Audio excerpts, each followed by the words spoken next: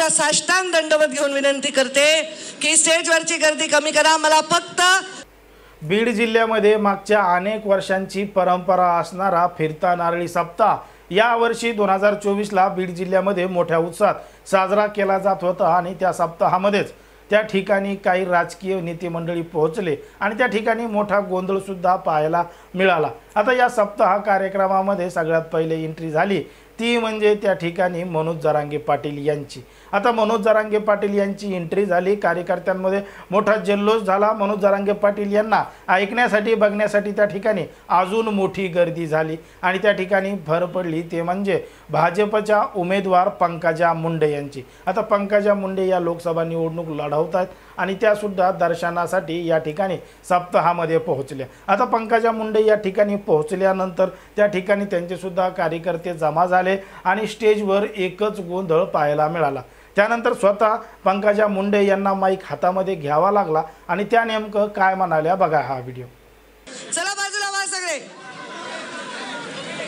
शहाण्यासारखे वागा। चला महाराज, कार्यकर्त्यांना विनंती आहे सर्वांनी गर्दी न करता या ठिकाणी प्रत्येक सूचनेचं पालन करायचं आहे आणि एकच माईक चालू ठेवा। माईक तिकडे द्या।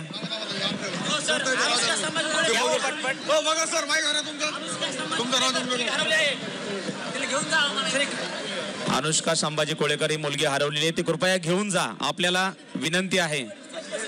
स्टेज जवळ आहे मुलगी अनुष्का संभाजी कोळेकर, स्टेज जवळ आहे, तिला घेऊन जा। आपणास हात जोडून नम्रतेची विनंती आहे, स्टेज समितीचे जे सदस्य आहेत तुम्ही थोडंसं समोर या आणि बाकीच्या लोकांना खाली बसवा। स्टेज समितीचे जे काही सदस्य आहेत, पोलीस प्रशासन आहे, आपणास विनंती आहे की आपण खाली बसून घ्या। शतकानुशतकं चालू असलेल्या या सप्ताहाला पहिल्यांदाच राजकीय मंडळी या व्यासपीठावर आल्यानं गालबोट लागल्याचा रोष जनमानसातही व्यक्त केला जातोय। काही काळानंतर पंकजा मुंडे या तिथून रवाना झाल्या आणि सप्ताहाला एकच रंगत आली। स्टेजवर जास्त आपण सगळ्यांनी शांतता राखावी अशी आपल्याला विनंती आहे। आता कार्यकर्त्यांना स्टेजवरून खाली उतरवण्याची विनंती पंकजा मुंडे यांनी केली आणि कार्यकर्त्यांना शांत राहण्याचं आवाहन सुद्धा केलं।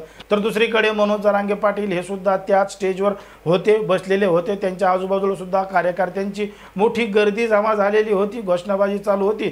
तर तिसरीकडे त्या ठिकाणी ते आले म्हणजे बजरंग सोनवणे। आता बजरंग सोनवणे हे सुद्धा लोकसभेचे उमेदवार आहेत, शरद पवार गटाकडून आहेत आणि ते सुद्धा या कार्यक्रमामध्ये पोहोचले आणि मग त्या ठिकाणी अजूनच जास्त राजकीय वातावरण पाहायला मिळालं। एकंदरीत जर आपण पाहिलं तर बीड जिल्ह्यामध्ये आता जो काही नारळी सप्ताह चालू होता त्या सप्त्याची जी परंपरा आहे ती मागच्या अनेक वर्षांची परंपरा आहे, पण मात्र यावर्षी लोकसभा निवडणूक असल्यामुळं त्या ठिकाणी राजकीय मंडळी उपस्थित झाले आणि अशा पद्धतीचा गोंधळ त्या कार्यक्रमामध्ये पाहायला मिळाला। जर आपण पाहिलं तर मनोज जरांगे पाटील आणि पंकजा मुंडे यांचं सुद्धा एकमेकावर टीका टिप्पणी करणं हे मागच्या काही दिवसांपासून सुरू झालेलं आहे।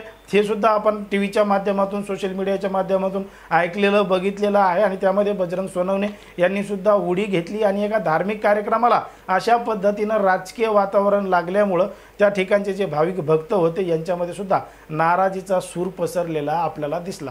पण मात्र या संपूर्ण कार्यक्रमामध्ये नेमकं काय घडलं, कशा पद्धतीनं घडलं हे आपण या व्हिडिओच्या माध्यमातून पाहू शकतो। पण मात्र लोकसभा निवडणूक आली आणि त्या प्रचार प्रसार आला की मग अशा पद्धतीच्या गोष्टी घडतच असतात असं सुद्धा काही जण या ठिकाणी सांगतात। एकंदरीत हा जो प्रकार घडला आहे याच्यावर तुम्हाला काय वाटतं हे अगदी स्पष्टपणे कमेंटमध्ये सांगा आणि अशाच पद्धतीचे नवनवीन व्हिडिओ पाहण्यासाठी आपल्या चॅनलला लगेच सबस्क्राईब करून घ्या।